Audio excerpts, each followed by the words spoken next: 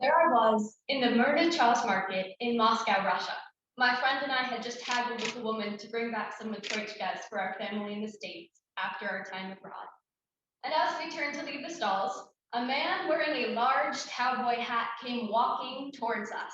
He threw out his hand and in a thick European accent called, "Hello! I would like to get to know more about you, your country, and where you're from." Now, my friend and I hesitated, and rightfully so. In Russia, there were lots of scams going on, especially pickpocketing in the markets. After evaluating the situation and finding no danger at all, we called him over and began to speak with him. After talking to him for about 10 minutes, we discovered that he really did want to get to know about us and our culture. We tried to navigate the language barrier, and eventually he looked at us before he left and said, "I may not know you, and you may not know me, or fully understand each other. But what I do know is that we are all people on adventures through that which we don't know to become better and make the world a better place." So what comes to mind for you when you think about the phrase the unknown? Is it a future job, what you'll be doing in 5 years? Are you wondering about what post-pandemic or post-college life might be like? Does it catch you feeling uncomfortable and shifting in your seat? Or do you think of the unknown as an adventure? Many people don't like that which they don't know. We want to be prepared. I'm a graduating senior class of 2021, and I can tell you the past 4 years has been preparing myself for what's going to happen next. We do this through going to classes, applying for internships, taking jobs, building relationships. The very point of college is to prepare for what's next. So before Jeff Miller pitched the idea of the unknown unknown to myself and a group of theater majors in 2019, I had never considered exploring what I didn't know intentionally. No, I was always a very go with the flow kind of person. I knew there were things I couldn't plan for, and I was fine with it, but I didn't chase after them. I didn't grow because of them. I just adapted or accepted and moved on. So in a small back room of Barrington Center for the Arts in spring of 2019, Jeff Miller pitched an idea to myself and a group of other theater students. There were people on the floors, leaning against the wall, sitting on the tables, and covering every possible service.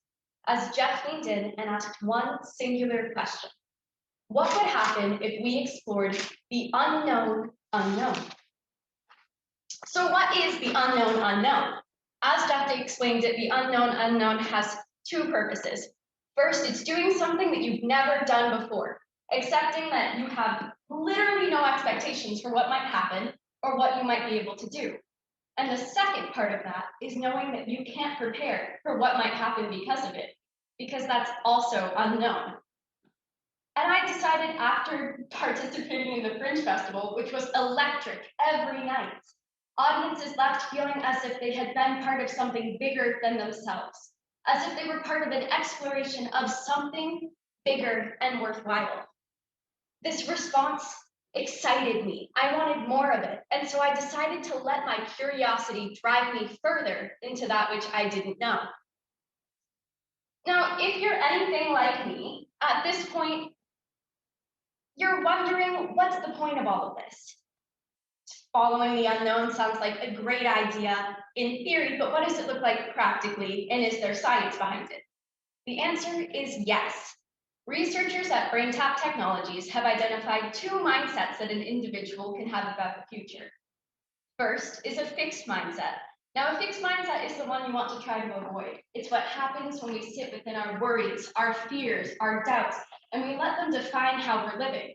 So, for example, if you use phrases like, "I can't do this," or "I hate this," or "this is impossible," you begin to believe it, and that's what drives your life. But when you're able to catch these negative habits, forms of thinking, and reactions to difficulties, you can change it to a growth mindset and move forward. So instead of saying, "this is impossible and I'll never be able to do it," you take time to do it and you recognize that even if you fail, you can improve and move on. And that very simple catching yourself in those moments of negativity and moving towards growth can change your life. And to go along with this, there are two very practical steps that you can take in your daily lives.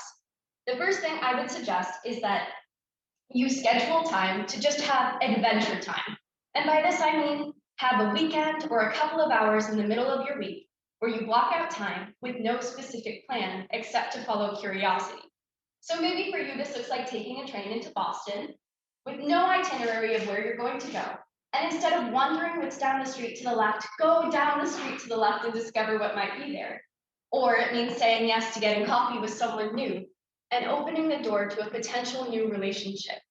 Creating these opportunities for you to say yes with positive associations and rewards is key in moving towards a growth mindset.